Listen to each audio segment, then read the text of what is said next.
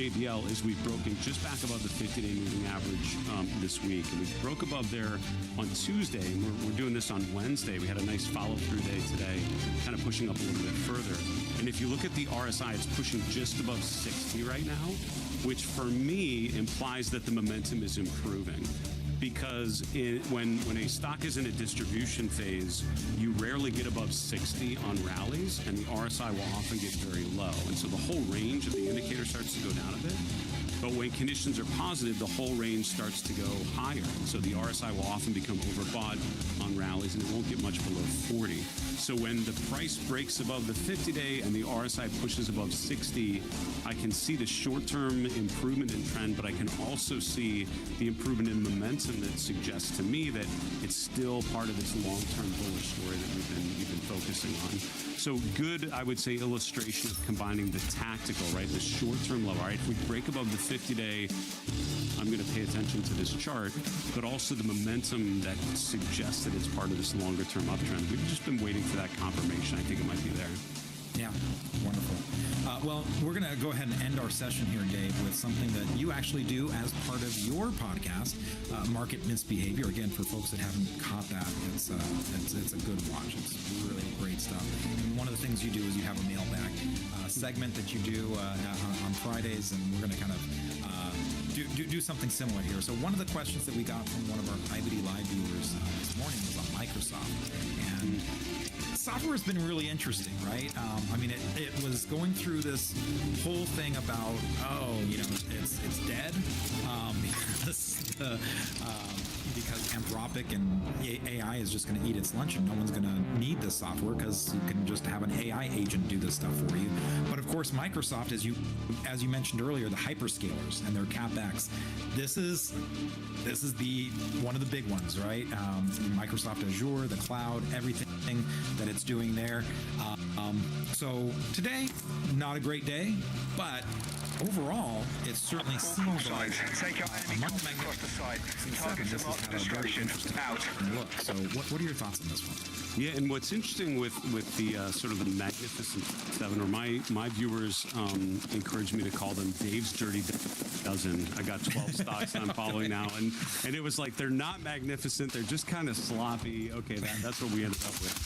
But I think, even within that basket, you're starting to separate kind of post-earnings which stocks are seeing additional upside follow-through and which ones are not. And I think a really good comparison to make right now would be Microsoft and right? And if you look at Good, you will see a gap on earnings and every industry is evolving. So unless you embrace change, you will be disrupted. What Kellogg really gave me was the experiential learning to become an expert and the personal culture skills that are fundamental in this professional global world. What's so exciting about the Dell AI Factory with NVIDIA is that they are empowering our engineers and our clinical team to be a part of the design of the AI. We're able to take this large amount of patient history and take a look into the patient's future and predict any potential negative outcomes. We're all collaborating to create something bigger than ourselves and ultimately make the world a better place. Set an objective alpha. Resistance around like 465, right? And that was the peak back in May. That was the sort of, one of the gaps we had in recent weeks. Was right around that level, and so we sort of gapped above that resistance level. So for me, that provides a clear pivot point to pay attention to. And so I think the way that you have good situational awareness, I think the way that you're a good mindful investor is not to overthink every single trading day, but just think, all right, what's the structure on this chart? I think this chart's a pretty good chart in the near term as long as we hold that breakout level around 465. So what that means, if we're going between 500 and 492, that's just noise, that's not signal. We break below that pivot point that we've highlighted. All right, now I have to reevaluate the chart. and pay more attention to it. I think the same thing with the S&P and the recent break higher. Next As long sector as is we clear hold for that attack. break at a Target the level, objective. you know, it's just more noise. And we're chopping around, and that's kind of fine. But am I really concerned about it? Like, no. As long as we hold 76, which was that resistance level previously, I think conditions are pretty good. We break below 7,600, I think I have to reevaluate that bullish thesis. So I always think of what's the trend, right? What's the primary trend? I think for Microsoft, it's bullish. What would tell me that trend is at least something I need to reevaluate? I think there's that clear pivot point that you can pay attention to. So with charts like the S&P, charts like Microsoft, innocent until proven guilty, and I think there's a clear level at which you have to reassess. But for now, they're holding it pretty well. Well, great thoughts to end on. Really appreciate that. And for folks that are interested, and by the way, thank you, Matt, for that question. I'm glad that Dave was here to answer it and kind of walk me through how to take those questions and really run with them. So thanks for that, Dave.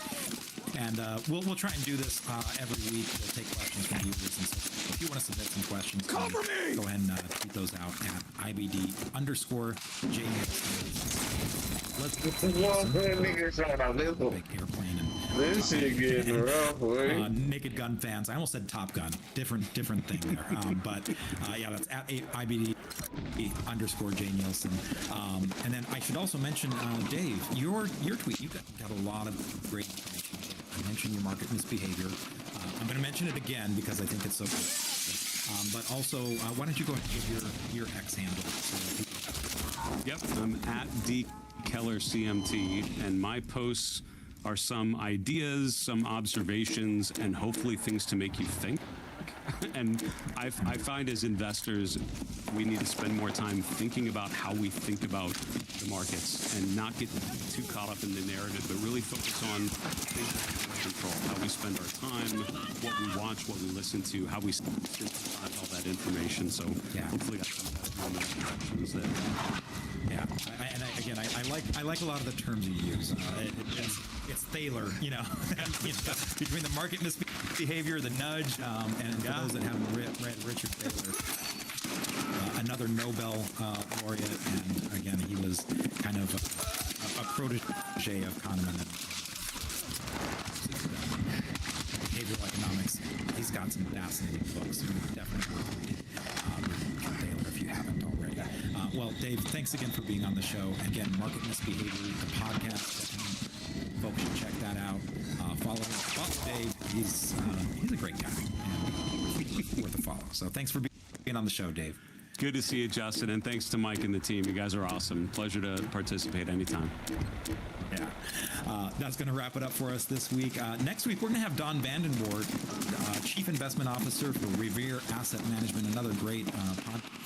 And by the way, Don is one of our Founders Club members. He has been for a long time. And if you're looking for more unique, advanced trading strategies, sign up for that 2026 Founders Club annual event. Cover me! It's actually going to be there. September 26th, it's in Las Vegas. And if you can't attend, one of the things that we're doing that's kind of special this time around is we're going to make video recordings of the main stage sessions available for purchase. So if you want to find out more about that, investors.com/FCVegas. That's investors.com. That's going to wrap it up for us this week. Join Don and I next week. Thanks so much for watching, and we'll see you next time.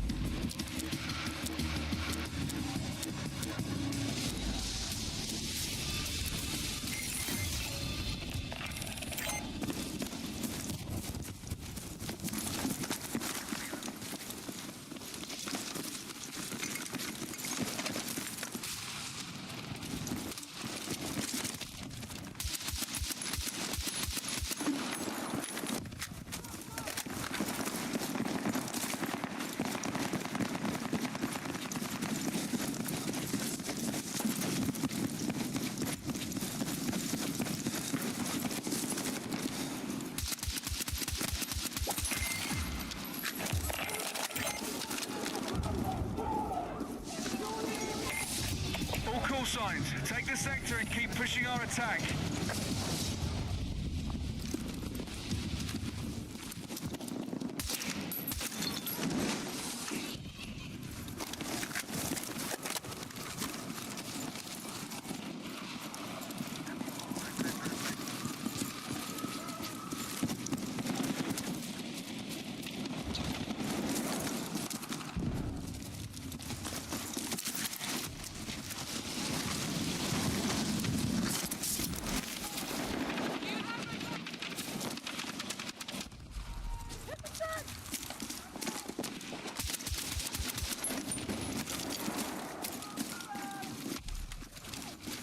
Reloading!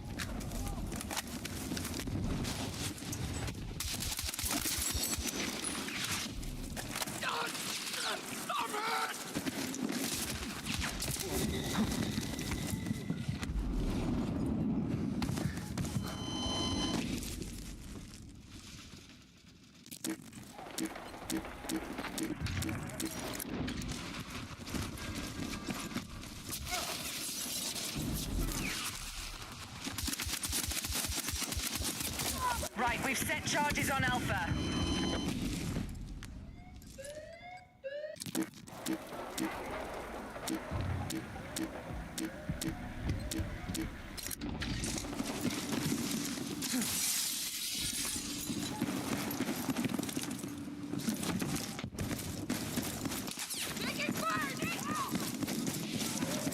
Charges set on objective Bravo.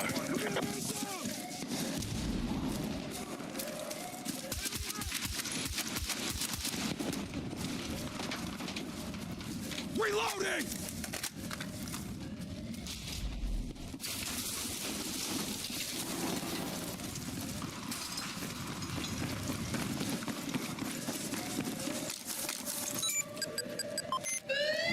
We've set charges on Alpha. All right, we've taken out Bravo.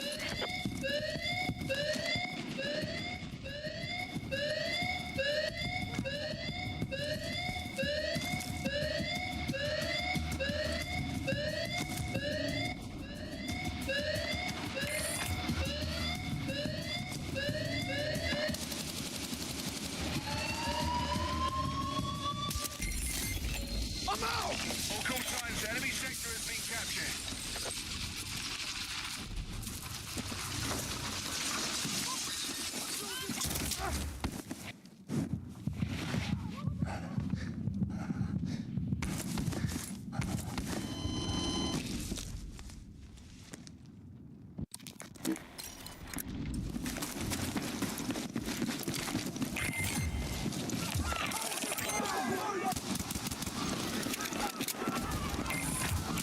We are moving on final sector. Target the objectives and finish this. Look at that motherfucker dump. That's that sick soccer, nigga. That's the sick of the soccer. Yeah, that's what goddamn motherfucker sick. What they say, keep drinking. My first temper. Bring go with the seed. Look like he put the fuck on the seed, boy. That seed put the fear of God in a nigga.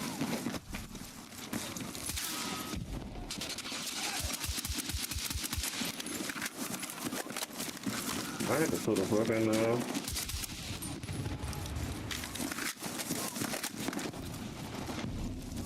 never just put a laser plate on this bitch.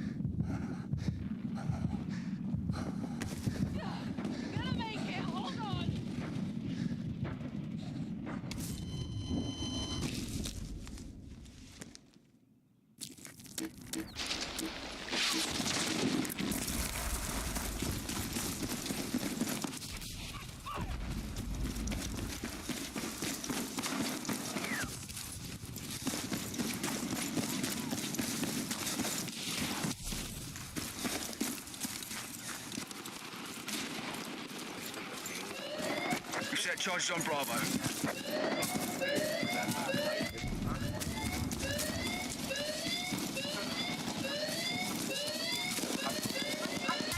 set charges on Alpha.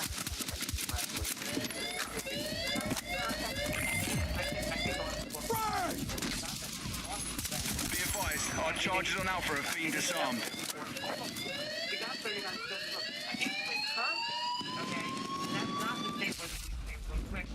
Okay, we've destroyed objective Bravo. Keep it going.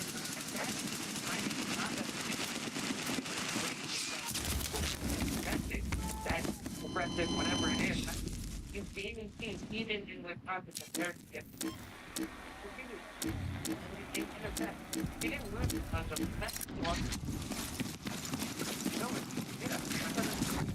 one of mine, so I don't know. That's one fine point.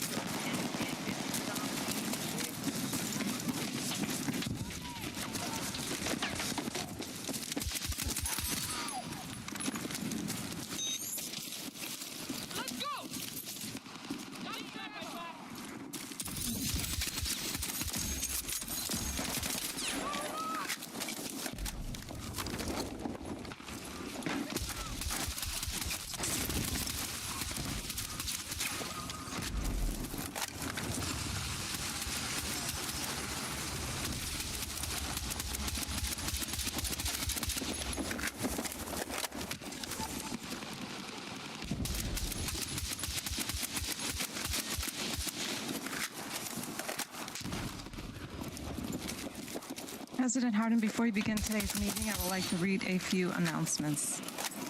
Good afternoon and welcome to the August 12, 2026 Agenda Review Committee meeting. Before we start the meeting, I would like to share translation information, safety points, and announcements for the next meetings. We're pleased to offer real-time translation services for this meeting via Translative Live.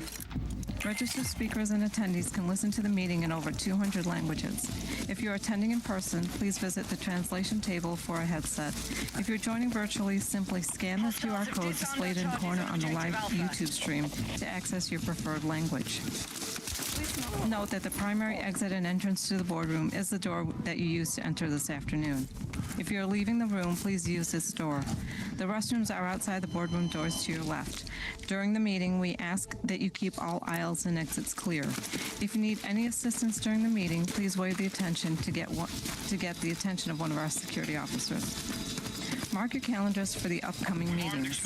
A special board meeting is scheduled for Thursday, August 13, 2026 at 9:30 a.m. The next regular board meeting is scheduled for Thursday, August 27, 2026 at 10:30 a.m. The special board meeting and regular board meeting will be held at 42 West Madison Street, Garden Level Boardroom. For details on how to register to speak or observe at the meetings and to learn about the speaker lottery process, please visit the Chicago Board of Education website at cpsboe.org. If you have any questions about registration or public participation, please contact the board office for assistance. Thank you for joining us today. President Hardin, we are now ready for you to begin the meeting. Good afternoon, everyone. Welcome to the Chicago Board of Education Agenda Review Committee meeting. Today is August 12th, 2026. I'm President Sean B. Hardin. On behalf of my fellow board members, thank you for joining us today. We're holding today's Agenda Review Committee meeting in the boardroom at CPS Loop Office, 42 West Madison, Garden Level. I'd like to note that board members and senior leadership are physically present in the boardroom. Registered speakers may join us person, or virtually if they've opted to do so, and registered observers are joining us in person. The Agenda Review Committee meeting of Wednesday, August 12th, 2026 is hereby called to order. Board Secretary, please call the roll. Member Lozano? Present. Member Smith? Present. Member Lopez? Present. Member Boyle? Present. Member Wallace? Present. Member Custer? Present. Member Rivas? Present. Member Brown? Member Rio Sierra? Present. Member Bannon? Present. Vice President Velez? Present. Member Gutierrez? Present. Member Biggs? Present. Member Thodakura? Present. Member Blaze? Present. Member Zachor? Here. Member DeBerry? Present. President Hardin? Present. 18 members present. We do have a quorum. I'd also like to recognize Dr. Madeline King, Superintendent Chief Executive Officer, Elizabeth Barton, General Counsel, Dr. Karime Asaf, Chief Education Officer, and Charles Mayfield, Chief Operating Officer. Before we jump into today's meeting, I do want to take a moment to draw your attention to something that should make everybody smile, and that is the collection of artwork that we now have on display in our chambers and our lobby. This is the second installment. It's entitled Reframe 2026. It highlights the work of 28 Chicago Public School students from 23 schools, representing pre-K through 11th grade. So on behalf of the board, I want to especially thank, I see Cesar back there. Can you step up? I know I'm putting you on the spot, but it's warranted. You've been an incredible partner, you and Director Holtz. Your unwavering dedication to CPS, we see it on display here. The works of art have truly transformed our lobby and board office into a vibrant gallery that represents our students. Super proud of it. I know I've been worrying you all year about making this happen, so I'm super excited about it. I encourage everyone to take a moment to take a look at the strength of our district's outstanding arts program. In particular, if you look at that first case on the bottom, it represents the work from a kindergarten. And if that doesn't make your heart smile, you're a villain. So thanks to our young artists for sharing your talents, and the parents and families who've nurtured that talent. And I'm excited to say that we're planning a reception so we may formally celebrate the creativity and achievements of our students. Really excited about making the board office an exhibition for our students and their work. So thank you again, Cesar. I appreciate it.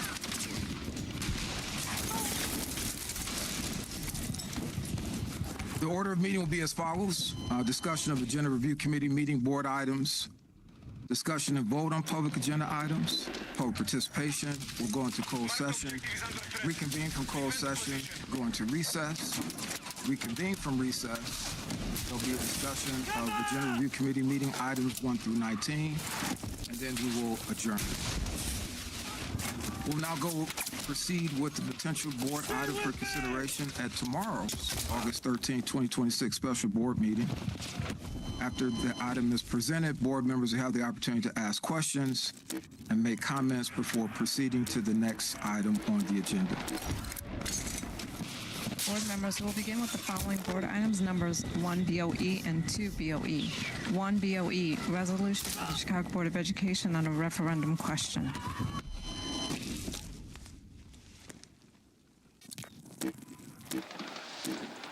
So the floor is now open for discussion. Dr. Velez. Hello, everybody. Good afternoon. Good afternoon. Oh, we could do better. Good afternoon, everybody. Oh, great.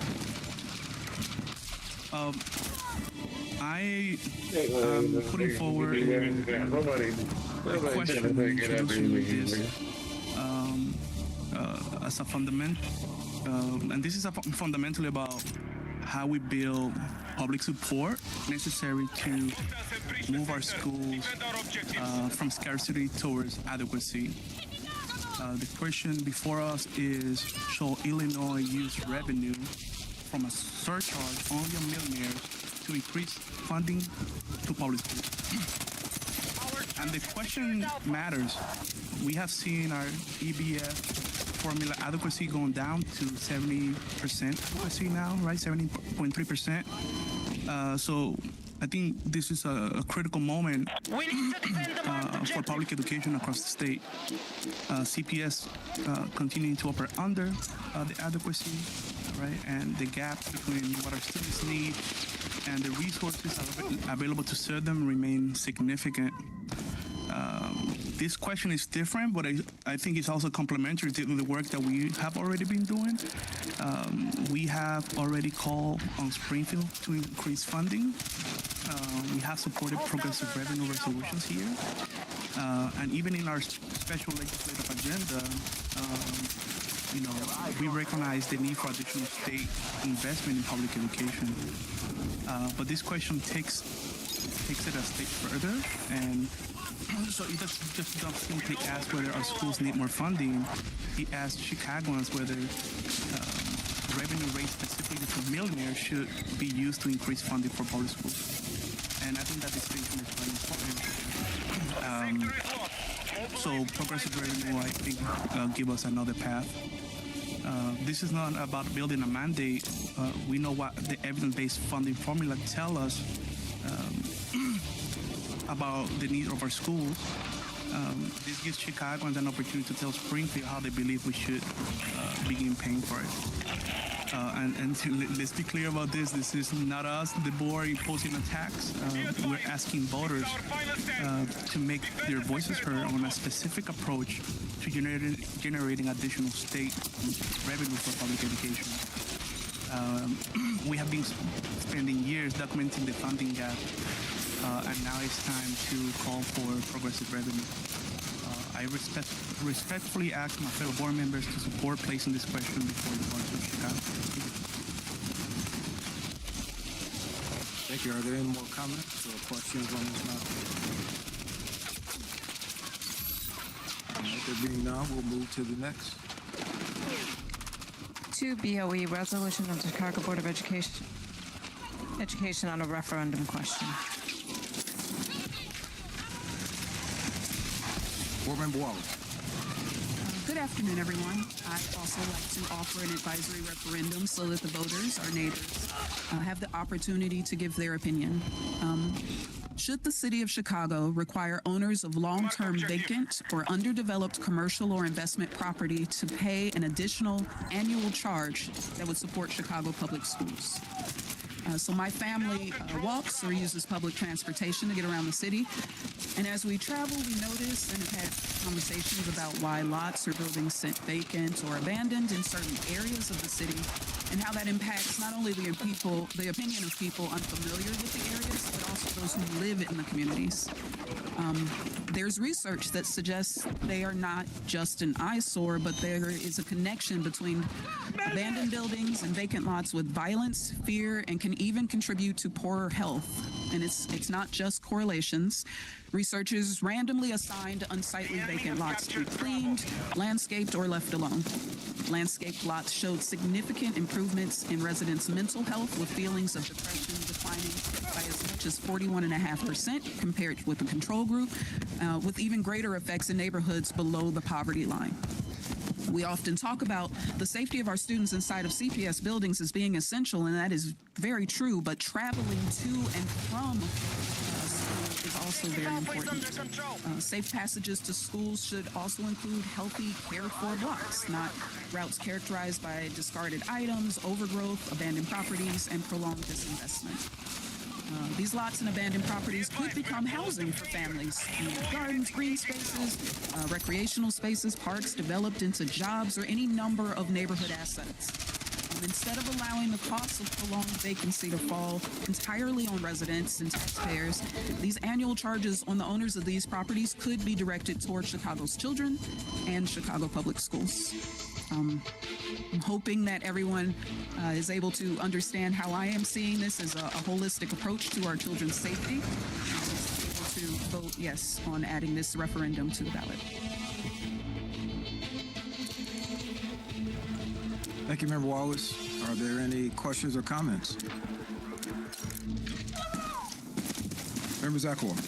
Yeah, so this sounds great. I really like the idea, but I'm just wanting to make sure that we're going to not include side lots of people's property or areas that are already being used as community gardens, which you did mention, and it seems like just a really positive use of vacant land, that we're not going to do something that unfairly penalizes low-income residents or seniors. So I heartily support, but perhaps there's a way to just amend it slightly to make sure that we're not, not jeopardizing people with lower income or areas that are already in some way benefiting the community.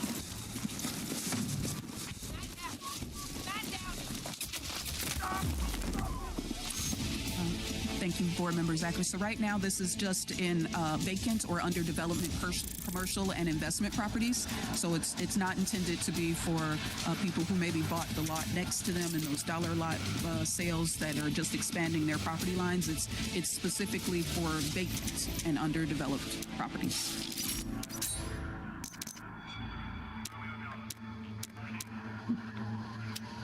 Member Gutierrez.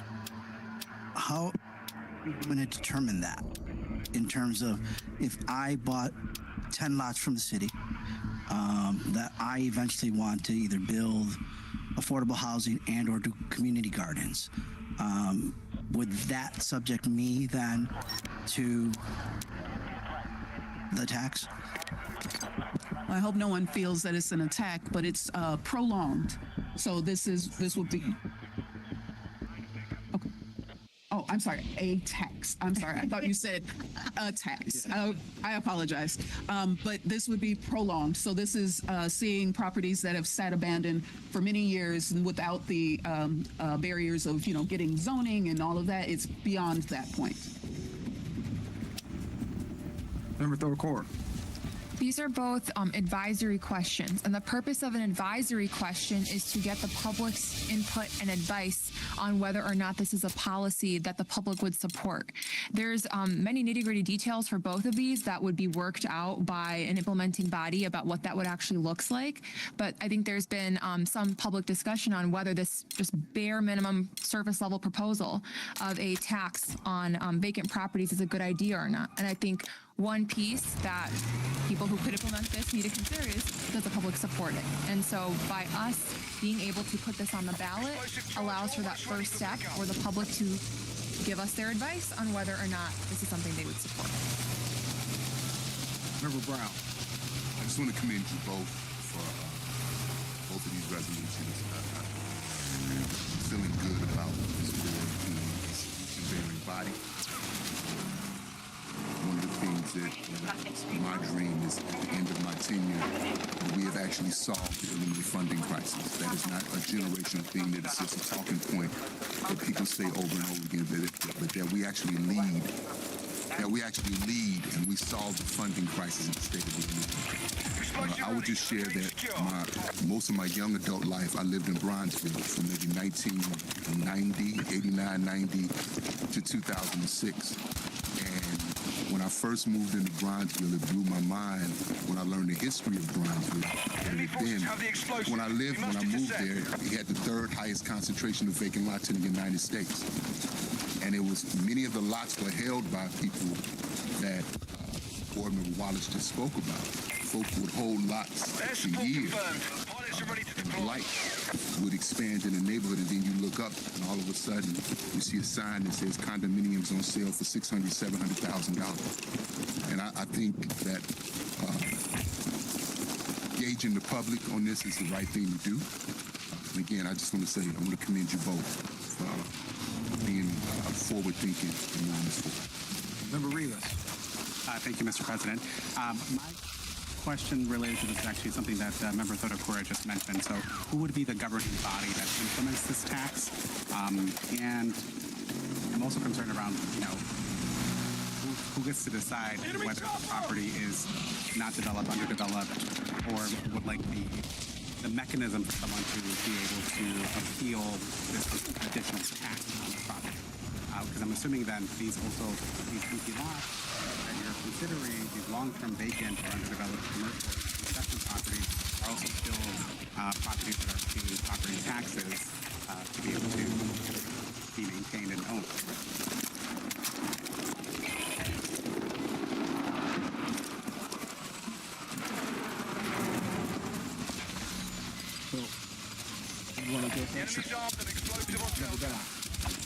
I'll just say that there's two mechanisms I can think of. The county assessor's office has a system for determining whether properties that were previously occupied are now vacant. If they have a rental record, that would be one mechanism.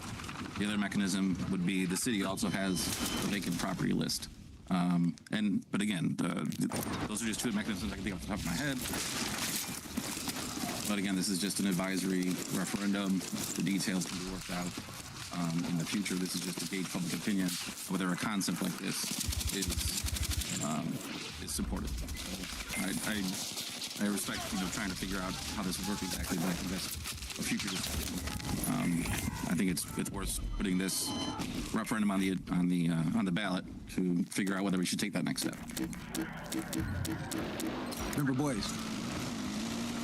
I just want to send a shout out to our fellow board members for bringing this up. I think this is an excellent conversation, and also the beginning of ensuring that we are trying to be proactive about getting resources for CPS.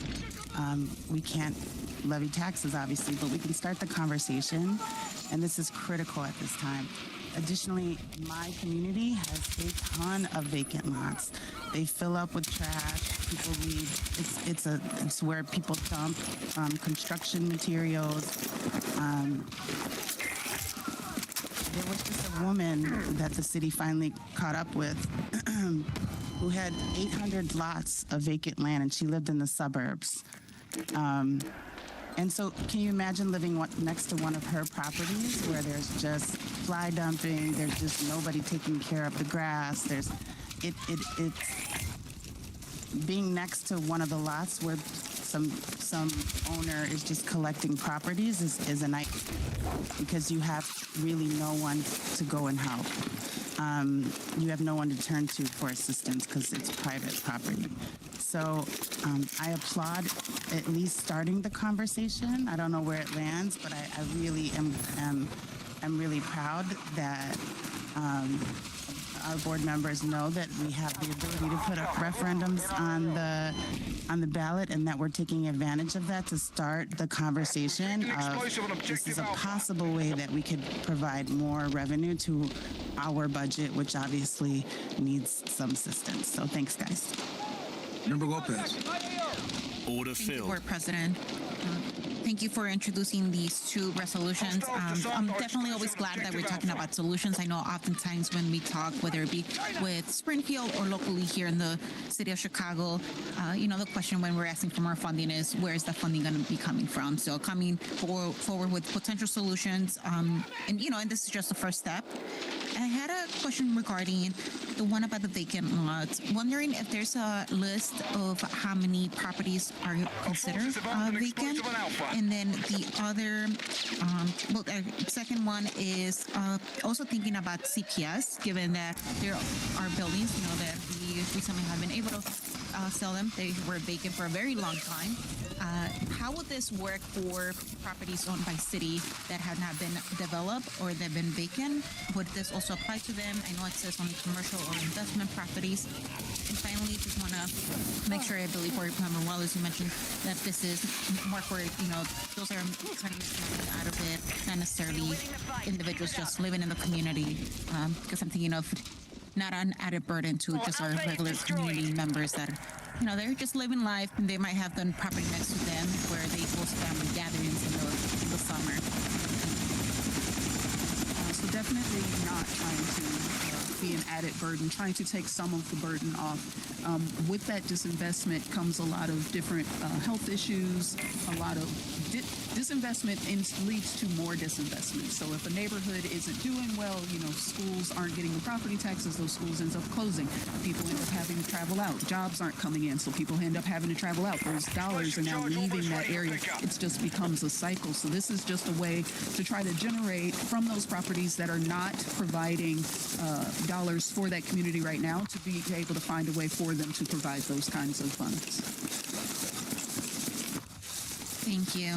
And wondering if there's a list or any numbers. I could say just from just Englewood, Greater Englewood, there's 7,000 vacant lots. I showed folks here a picture that I took on my drive from my house on Marquette, so 67th Street in Ashland, an entire row of buildings boarded up. There was like 8 buildings, right? Those who saw the picture. And that's what our children have to see on their way to school. And this is what this is trying to solve, right? And so 7,000 empty lots. And just in Inglewood, I can imagine across the city, they're going to be tens of thousands. Thank you. Any more comments or questions? I think the other piece to this to consider is, in my former job, I would accept land property.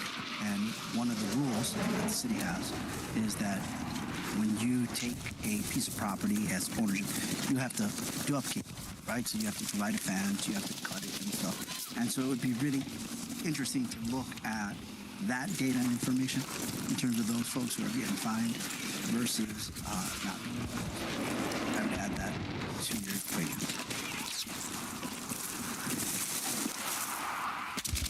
Boys, did you have another comment?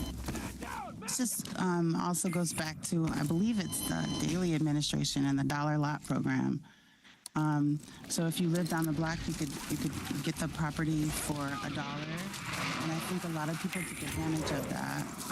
But then there were people who were buying up lots and lots and lots, and they're not developing it, and they don't have a fence around it. They don't have a plan to have a fence around it. And it's dangerous. It's unsightly. This is where people dump cars, leave all sorts of stuff. It's as a representative from a district, it's a real problem. But I'll also say this: my brother had to talk the landlord who owned the building out of it so that I could buy my house. There was nothing for sale. And I wanted to live close to my mom and my family, but there was nothing for sale. There's a ton of empty lots and nowhere for people to live. When I bought my house, I got calls from people immediately, did I want to sell it? And also from friends, like, how did you find that house? There's a significant shortage of housing. But again, that's a conversation for the legislators who can actually move this. But I'm really glad that we're starting the conversation and just putting it on the front of the city and the county's minds. Because I know the county's doing the land bank to try to unload derelict properties. I know the city's got programs that are trying to help to make sure that there's affordable housing being built. And so I love that we're a part of the conversation. Just finally, just in closing, we're asking the right questions. We put forward the right energy around it. And certainly if it makes it to the ballot, there'll be lots of opportunity for us to come back together to really form it so that it achieves the intended goal. Certainly we want to be punitive or onerous to just landowners. That's not the goal. And we will make sure that that is what the outcome is. But let's not, spend too much time trying to bake it all now. There's subject matter experts that will come into play that will think through all the different imaginations and ways of which we need to protect those that need to be protected. So let's not, suffer paralysis through analysis, trying to figure it all out. Our intention or goal here is to use the authority that the board has, and that's to elevate community voice. So thank you for everyone for commenting. This concludes that portion of the public agenda. We'll now move to the appointment of the intergovernmental. We will comment on that. Once that comes up, there'll be a separate vote on EX4, so you can provide your questions and comments for that item before we proceed with the separate vote. So I'll open the floor now to any comments or questions that you may have or anything that you want removed from the consent agenda. President Harden, I'll interrupt for a second. The separate vote is on EX1. EX1, yes.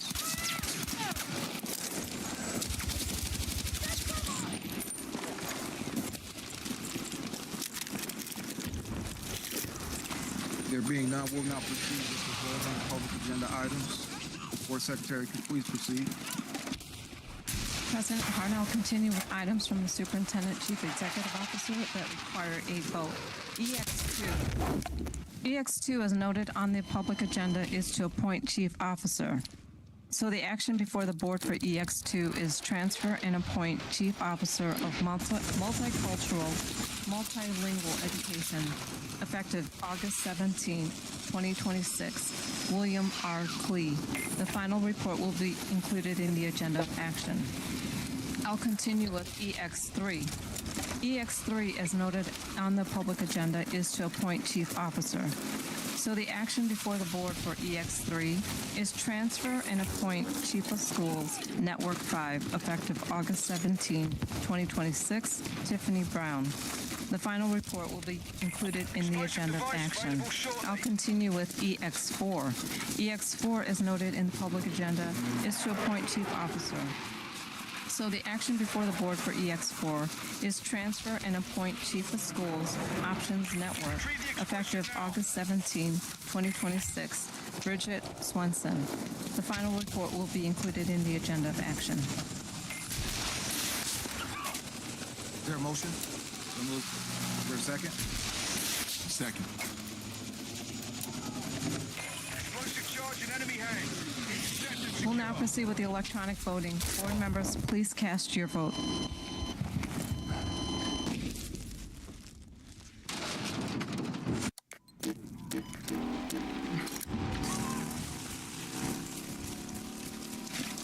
Secretary?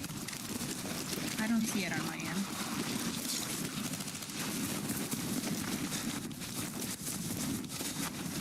The voting pen, is it not showing on your screen? Correct. We're going to let the tech team know.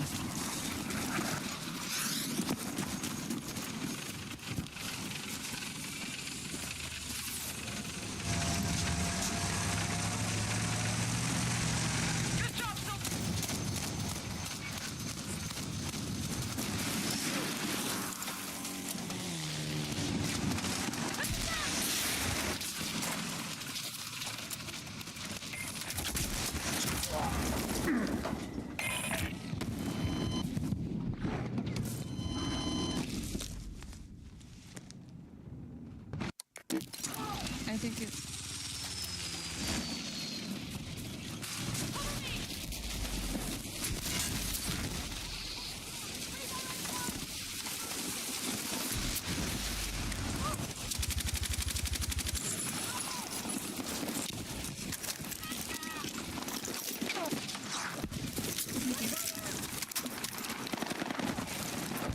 Voting is closed.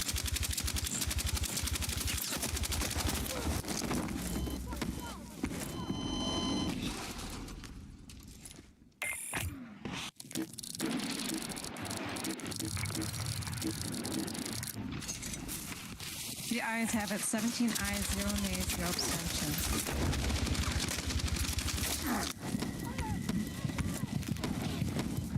President Harden will continue with a separate vote on EX1. EX1, as noted in the public agenda, is to appoint Chief Officer. So the action before the board for EX1 is appoint Chief Intergovernmental Affairs effective August 31st, 2026, Iris Milan. The final report will be included in the agenda of action. This item does require a vote. Is there a motion? Motion. Is there a second? Motion table. Motion table this until August. We need a motion for the item on the floor first and a second. That motion. So I'm sorry, who motioned for the item? I will make that motion. Second. And who seconded?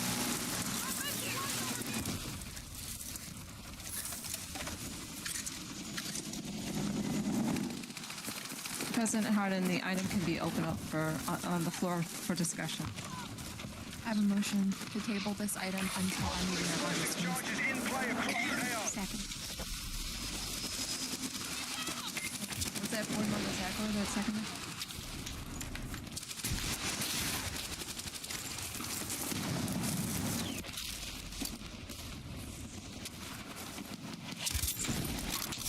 Explosive device available soon. President Harden, the floor can be open for discussion. And so it is. I think there's been some requests for information from the district that are still pending that we look forward to discussing it in closed session before the meeting that we have on August 27th. So I think some of those comments we have discussed in our previous closed session and other board members have discussed in the interim. But I think there's just some additional communication that should happen before we vote on this. Great.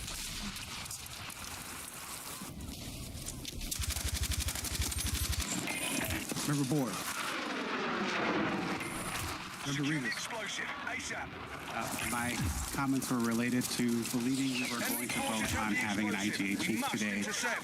So I'll continue with that. The candidate before us is someone that, so Member Pope and I were on the committee. We interviewed many candidates, many hours of our time to be able to go through this process. This candidate that's before us today is August 12th. This candidate was interviewed the first week of February. It has been a whole legislative session that we could have had someone advocating for us in Springfield, and we have not, as this board has taken this much time to get us to this point to vote on someone. And I was really hopeful to be able to have this person hit the ground running because they have a monumental task of finding in Springfield $150 million that the majority of this board believes is coming. So I was really hopeful that this person would be able to start their job. And the second thing I'll say is that I really hope that this person is not given notice at their current employer. Their name is public. This is something that they will hopefully get to start. But we are quite literally yet again messing with people's lives and livelihoods.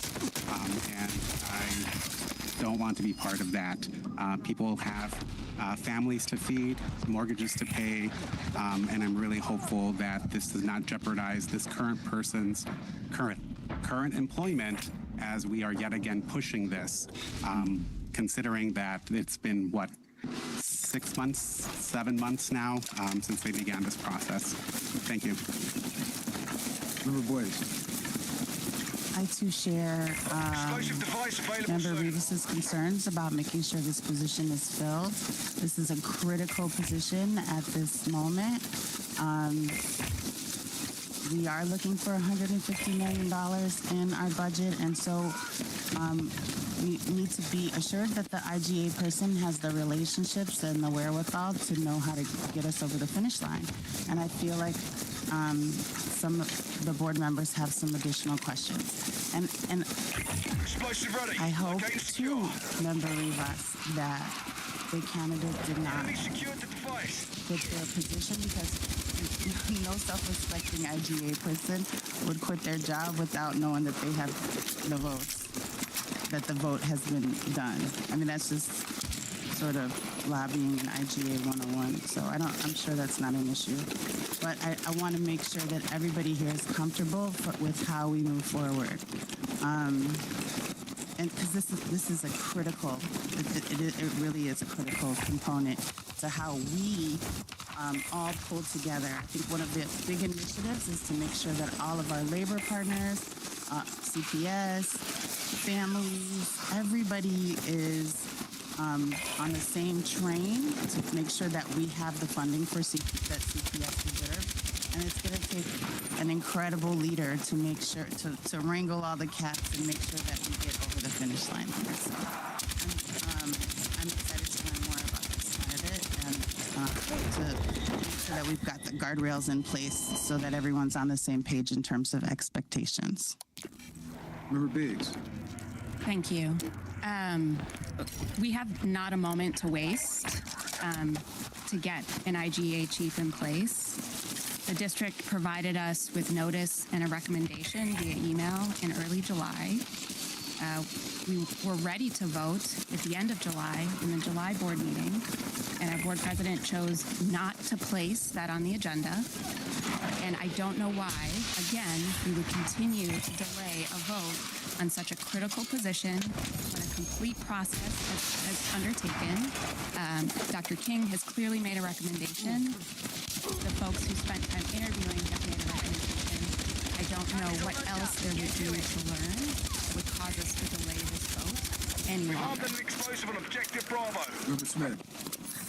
Thank you, Mr. President. I want to briefly respond to Member Biggs. I think that I have an idea of what else there is to learn.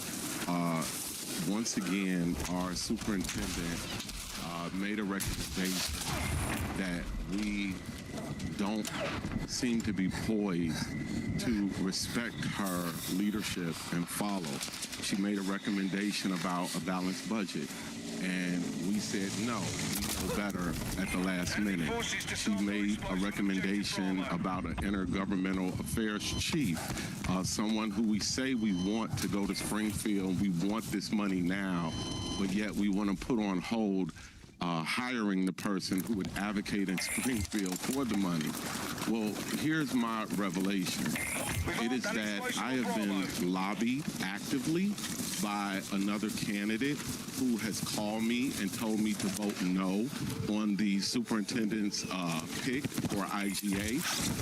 As we speak, this person is still texting me, asking me to vote no on this. And not only is this person lobbying me, this person is lobbying other board members. And I want this to be on record that this is actively happening. And so some of the disrespect, some of the pushback that we are seeing of our superintendent, some of the bullying, some of the cornering that we're seeing of the person that we unanimously hired to do this job for CPS, that is immensely disrespectful to her professionalism. It is happening from outside sources. It is a reason that we are trying to table her pick for IGA, and that's because there's somebody else who is vying for the job who is unethically currently lobbying board members. Thank you. Member Reeves, do you have another comment? Just adding to Member Smith that I think has been lobbied. And this tracks with the conversation that we had in closed session last time. And it's just shameful that we knew this was going to happen. Shameful. Thank you, Board President. I just want to bring it back to, I know, and at least in the last year, there's been several items that have been postponed for a later vote. And I think oftentimes, at least from my perspective, seems because there's not enough information or timely response. And I think it's as we're still learning, and I understand there's 21 of us, different questions, sometimes during closed session, others follow-up emails. In particular, whether it be with this case or other case, oftentimes, even including myself, I feel like I need to as much information as I can review in order to feel comfortable making a vote. So I think it's more of a also learning lesson of how information might be sent to us and how timely it gets responded. It's something maybe where we need to learn and maybe approach differently. Thank you. Member Brown. Thank you, Mr. President. It's an old quote that says, avoid strong opinions for they suit weak men and women better. And sometimes we can make accusations that are not rooted in fact. I will let you know for me,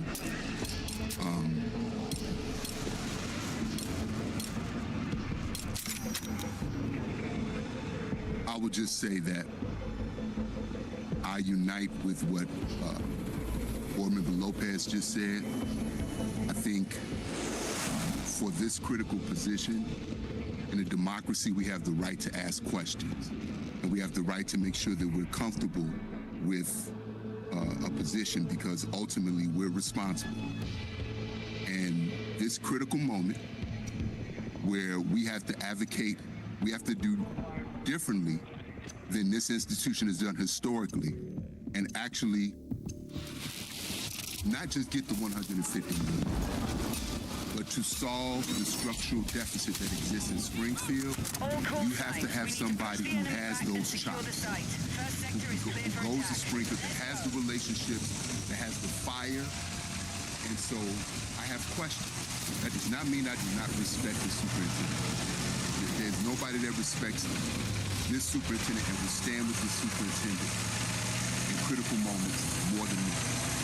But I do have the right to have questions. It does not mean I have an ulterior motive. It does not mean that I'm lobbying somebody behind the scenes, because I'm not. I don't know what that is or where that's coming from, but I would just say that as someone who has experience failing and succeeding moving legislation in Springfield, you have to have somebody down there that is a bulldog, that goes down there and they can move heaven and earth.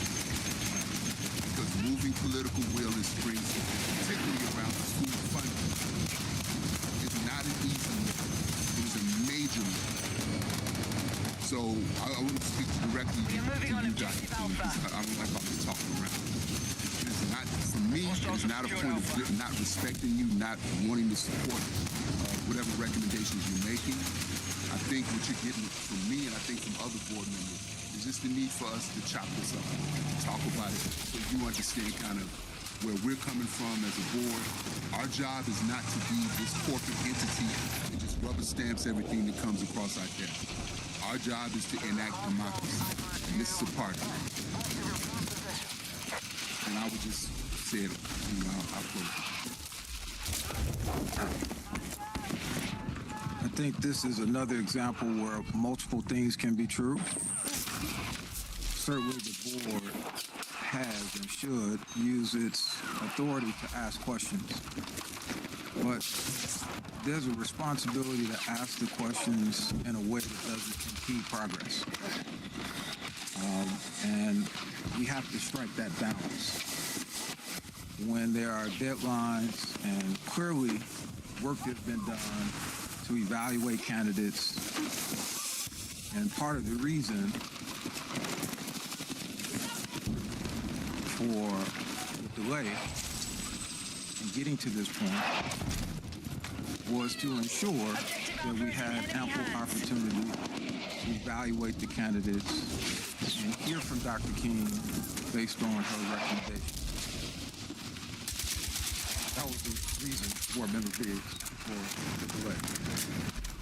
So that when we come to these moments, there isn't the consternation and the pushback. The question for me becomes, who has the ultimate responsibility for making this determination? And in this case, it is our CEO. It's the board who can vote it up or down, but the reality is, it is Dr. King's call in terms of who she's determined that she wants to put her trust in to carry it through. And this board has the responsibility of holding Dr. King accountable for her decisions. And I just caution us around interjecting beyond that, because it waters down accountability and becomes difficult then to ascertain who is ultimately responsible. We're losing soldiers. So as we deliberate, we have to do so in a way that is thoughtful of the candidates that we've engaged and the work that still needs to be done.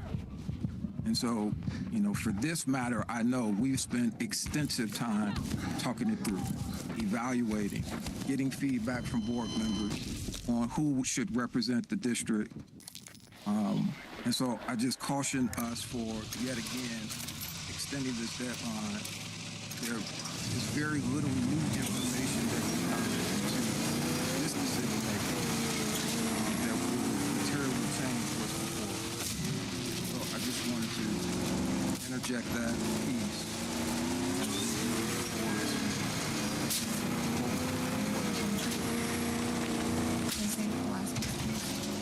Thank you, Mr. President. I didn't want to get into personnel details unnecessarily, but I want to be very specific about what questions I had asked in closed session and the kind of information that I'm talking about when I say that there's information that we need to have. So when you lobby in Springfield, there are very clear laws in the Illinois Lobbyist Act around registering as a lobbyist. And, if you just go down to Springfield once a year for a lobby day or something, or if you're a volunteer, you don't need to register as a lobbyist. If you are a public official lobbying on behalf of the body that you're on, for example, when you go down to lobby, we don't have to register as lobbyists. So there are some exemptions. But But if you are lobbying as part of your job, usually you are required to register as a lobbyist. It is what allows you to get your badge. Instance, you wear like a little lobbyist badge that shows that you're a lobbyist. It requires taking different trainings, like ethics trainings, harassment trainings, all that. That's like a formal process. And having that official lobbyist registration would show that it's beyond just like an occasional meeting with a legislator, that it's someone's significant job duties. And so I had asked in the previous closed session, does this candidate have experience as a registered lobbyist, not just in like developing an advocacy plan, but actually in having those conversations with legislators where that would require you to be a registered lobbyist. I was told we will follow up on that. Not sure if that's the case, but we will follow up. That was not a deal breaker for me. I think it's possible for someone not to be a registered lobbyist, but to still have some experience. That would still check the box for me if they're developing advocacy plans and supporting other people who are registered lobbyists. That's an example where I think that person could still be qualified. I did not receive any update to that question that I think is very important for us to know.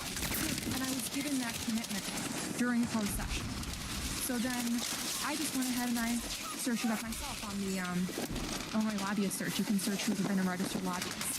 And I searched the candidate's name for, I think, 2026, no records found. 2025, no records found. 2024, no records found. And then I had sent an email asking, can I get an update on this question that I'd asked during closed session? It's possible that the person had a different name, right? Because I'm searching one name. It's possible they had a different name. I still did not get a response. So that is a kind of critical information that I believe as a board member, it's my right that if I'm asking a question during closed session, I'm getting a commitment that there will be a response, I at least expect a response. So that is why I'm making this motion to table. I believe that the information that I'm seeking, we can get that before this August 27th meeting, but we're in a gray area right now where I don't believe I have the information necessary to make a decision. So I would hope that people respect the request that I made for information, and that until we have that, we can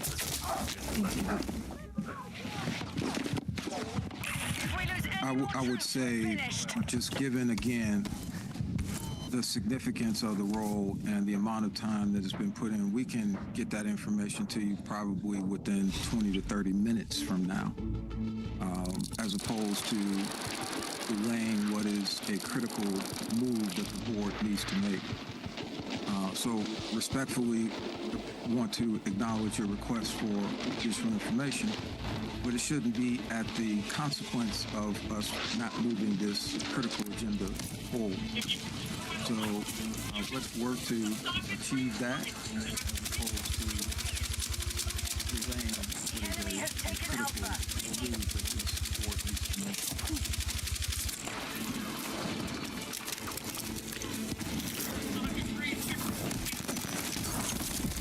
The motion is still on the floor, so we'll go around for a vote. President Harden, my microphone. I'm sorry, Dr. King.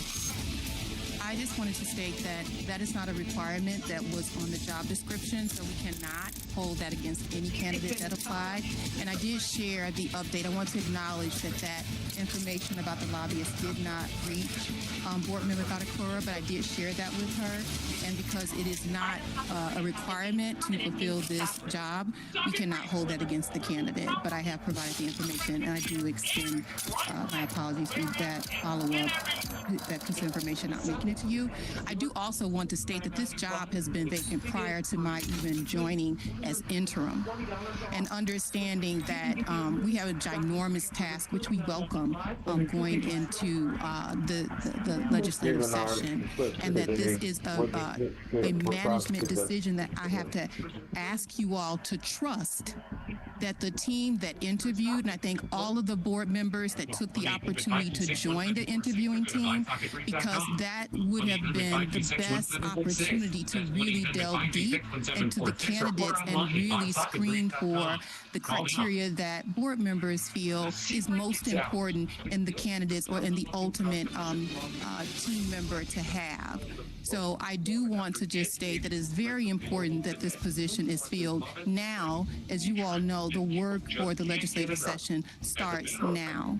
So I do want to stress that we also, as a team, all of the team members that are out here, we work very diligently to share information, multiple modes of communication with board members to ensure that you have all of the experience, all of the information that you have. And I don't want to list them out here because I've learned that all those things become foiable. But no, it's just that we strive to communicate as a large board, 21 members with very different personalities and communication styles. So we're always adapting to ensure that board members have the most up-to-date information. We will not be perfect, but we strive for perfection. So I do believe that our communication is excellent as we work to build the communication systems between the district and the board. But I do want to say we are one CPS, and this one decision is really critical for us in this moment.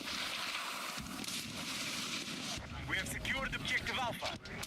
We'll now move to vote on the matters on the floor. We will proceed with the vote on the motion to postpone to the next convening of the board at its regular board meeting of August 27, 26 regarding EX1, which is appoint Chief Intergovernmental Affairs Officer. Board members, please cast your vote.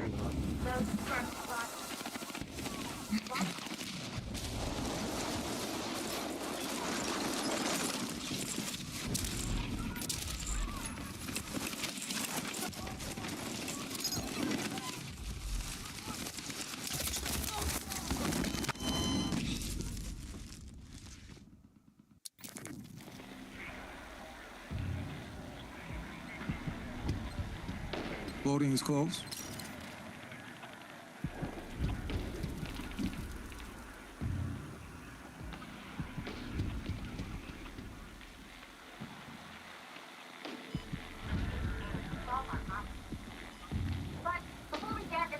This fails of adoption. This motion fails of adoption. We'll now proceed with the electronic voting for EX1. Board members, please cast your vote. Talk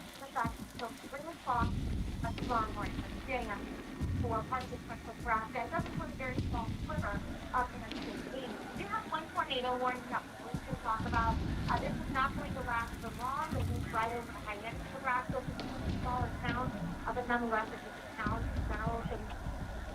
Where I don't believe we have more in-depth radar sites for this particular location. We don't, but that's okay. For high-end storms, and initially we had two separate storms that were more discrete, and then they began to blur together. Now, as we're doing so, voting is closed. However, we have storms that are flying north, and it's that collision of creating the extra rotation. Right now, that The ayes have it. This EX1 is adopted. 12 ayes, 2 nays, 3 abstentions. President Hardin, there are no further items on the public agenda. We'll now proceed with public participation in compliance with the Illinois Open Meetings Act. Public participation is a portion of the board meeting that grants district stakeholders the opportunity to address the board with their comments, and is a time for the board and CPS senior leadership to listen and hear from you rather than a time for dialogue during or after your remarks. And while we can't discuss personnel matters, public participation is a key component of transparent governance, and it provides us all as board members, as well as senior leadership, an opportunity to listen to everyone who has signed to speak. This board takes equity of voice very seriously, and while we may not address your comments directly during public participation, CPS leadership is always present at our meetings and will address concerns as follow-ups after the meeting. As a district and as a board, we also have many other spaces for authentic dialogue. For example, each and every one of our board members hosts board office hours so that we may have a conversation. So please use our website, cpsboe.org, if you want to meet with the board member during office hours. We encourage you to take advantage of this opportunity to meet with board members outside of a board meeting, and we thank you for your attention. As a reminder, union representatives will be allotted 5 minutes to speak before poll participation, and any elected officials will be allotted 5 minutes to speak after the conclusion of poll participation. Board Secretary, please share the rules of poll participation. Thank you, President Hardin. Members of the public who registered to speak were given the option to attend in person or via an electronic format. For those who prefer to attend by an electronic format, they were given information to access this meeting by dialing a number and using their phone. We did this so that speakers with limited or no access to the internet or who may have weak internet connection could still participate using their phones. Also, members of the public may submit written comments for Board of Education meetings via the written comments form on the board's website at cpsboe.org or mail to 42 West Madison Street, Garden Level. Written comments received between the day the public agenda was posted and 5 p.m. the day after the Board of Education meeting will be submitted to the board and published within 5 business days on our website at cpsboe.org. Speakers, please listen while I provide directions for public participation. I'll call your name and number when it is your turn to speak. For speakers joining us virtually, as a reminder, to unmute, please enter *6. Once you hear your name, please state your name for the record. I will then start the 2-minute timer. When there are 30 seconds remaining, I'll inform you so that you can proceed to conclude your remarks to allow for the next speaker to begin. For anyone standing with the speaker, please stand along the glass partitions on the marked spots to comply with the city's fire code and keep aisles clear. Thank you. President Hardin, before we begin calling speakers from the speakers list, we do have union reps who would like to address the board. We'll begin with Jackson Potter, CTU Vice President, who is joining us virtually. Please enter *6 to unmute.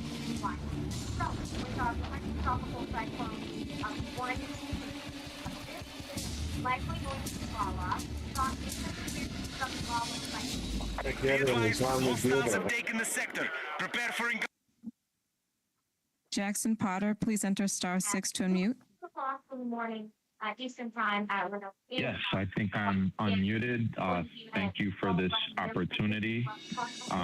Definitely a in-depth conversation. Appreciated following it this morning. I wanted to just share that we are obviously in a moment of great peril and also tremendous promise as school starts today for clerks who have opened up buildings and will set the ground for, what should be a vibrant school year where children are engaged with their curiosity, their social emotional needs, healthy meals and sports and after-school activities. We are faced with the peril, of the 5 furloughs, the 2,600 cuts, the mid-year cuts that had been initially baked into the budget. We now have the promise that those things are reversed due to the budget that was passed at your last meeting. We have the peril of not making payroll, of not having appropriate financing to meet payroll. And now we have a promise that actually that is possible and will be done. We had a peril of cutting librarians. We've seen, librarians cut at Fairfield Elementary. We just heard Lorca, and contractual obligations to expand librarians. We do have a promise where 38 librarians have been trained up and has been announced we'll be opening new libraries in schools this year. That's great. It just cannot come at the expense of jeopardizing that progress. And then the peril I've heard of 6.5 SECA positions cut at Brentano, where my niece goes to school, despite students remaining enrolled who require those services by law. So the promise of restoring some of the layoffs that, are so critical to our school communities is really important, and happy to hear the district starting that process and abiding by the budget that was passed. We have seen 22 positions cut at Kelly. That will greatly undermine the vibrancy of that school community, and 45 students in a class at the Priest. The recall of those layoffs are critical to ensure educational excellence for students who deserve it. We No, there's peril because veto session has never happened to fully fund schools or do supplemental funding for schools. But we have a promise that in 2017, when the board last included state funding in its budget, we won a new equitable school funding formula that greatly advanced and improved funding for CPS and across the state. Last year, there was a precedent. The General Assembly funded transit across the state during the veto session. So they can do this. It's proven, and we've seen it before. And our efforts are paying off. We see that the Speaker of the House, Chris Welch, the first speaker ever to commit to attempting to advance school funding in the supplemental budget for veto, has made that commitment. That's a really important advance, and we have to continue to push to get it done. We have the peril that, you know, as Board Member Biggs has stated, there hasn't been a sufficiently robust campaign to win state funding. But we have the promise by Superintendent King that we will now engage in that robust campaign. We already have days on the calendar for legislative session in veto and beyond that we can combine forces, send buses, encourage parents, students, families to join us. That needs to get done. This is an opportunity. We have the peril of a new mayoral candidate, Alexi Giannulli, threatening to close 150 schools, 3 times the number of the greatest school closings in American history by Rahm Emanuel. But we have the promise of a mayor and a board that refuse to do that and have rejected austerity budgets.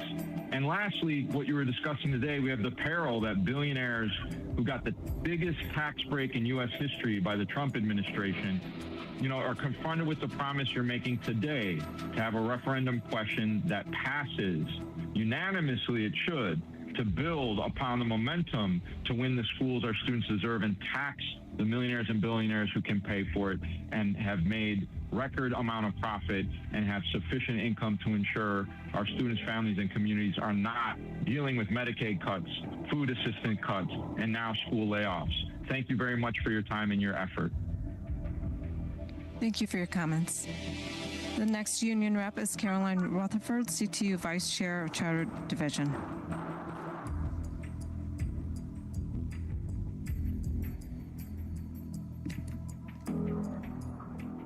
Good afternoon, members of the board and CEO King. Huge shout out to the board members who voted in favor of the budget amendments at the last board meeting. You stood on your values to put students first, and that is why folks in this city will continue to support you and your leadership on this board. And props to board member Blaze for introducing the amendment and for your leadership. You are showing us all that instead of just accepting the cuts, we can plan for the future with the schools our students deserve. The resolution to reinstate the programming at Shy Arts was tabled at the last board meeting. However, it is not on the agenda today. At the last meeting, board members were told the Shy Arts resolution should wait while the district negotiates over staffing levels. But today, CPS told us they won't talk about staffing because the board is still considering a resolution. So which one is true? Today, we met with CPS to discuss Shy Arts, the schedule concerns, and the need for additional staff. And we are grateful for the work Dr. Feast, the principal, has put into ensuring every student has a working schedule on the first day of school. However, the plan schedule still contains errors, classes that are over the class size limit, violations of special education law, and the need for additional staff. And while Dr. Feast and CTU both expressed to the district chiefs the desire to ensure all these issues are resolved prior to students entering the building, the work here is not done. School starts in 1 week. And this school, a model, by the way, to expand across the district, still does not have enough staff to run a full schedule, and not a single teaching artist has been staffed. That is essential to this model. Access to additional teaching artists would resolve many of these issues and would also be more cost-effective than in hiring additional full-time teachers. This cost is far less than the $5.5 million you have claimed. CPS has provided zero data to CTU on where that new number came from. We've asked for it. And instead of moving the goalposts, CPS should be working with us to attract donors and build trust that the district believes in its mission to expand arts education across the city. we are asking you, Dr. King and President Hardin, work with CTU on a solution that carries out Board Member Blaze's resolution. Moving on, last year, Aspiro so badly mismanaged its finances that it had closed 2 of their schools mid-semester. They filed for Chapter 11 bankruptcy this summer. And now, Aspiro plans to sell one of those buildings on Milwaukee Avenue for $11 million. A building that was built with $27 million in state grants and received $8 million in CPS facility funding over the last 10 years. Aspiro plans to use this money to pay off their debts and then walk away with at least $3 million that they're going to do whatever they want with.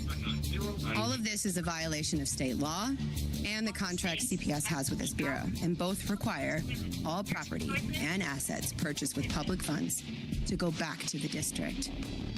Is CPS fighting for this building or these funds? What CPS does here will set an important precedent. Will charter operators, their lobbyists, run hell, get what they want? The ability to open schools with public funds and then just close them whenever they want and walk away with real estate, cash, and assets. Will CPS teach charters they don't actually plan to enforce their contracts or the state law? Or will CPS make it clear that public dollars meant for the education of Chicago students will return to the district to be used on educating our students? The money from Aspiro would be more than enough to settle the concerns at Shy Arts.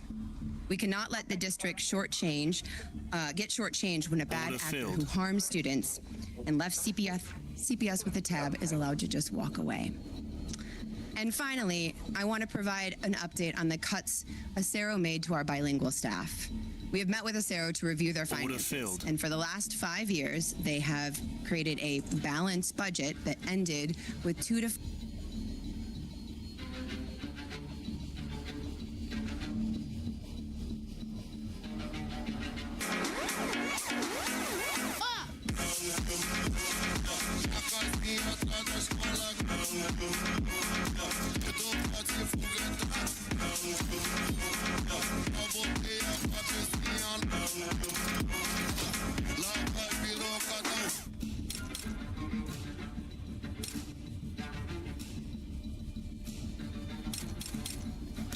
You're staring at a government solicitation for the first time, and it feels like somebody dumped a legal dictionary on your desk. It's full of acronyms, attachments, jargon you've never heard of in your entire life. And the worst part, you don't even know if you're qualified to bid. So you close the tab. That right there is the moment most people lose. They stop before they even get started. They wonder, would the government even award me a contract? The answer is yes.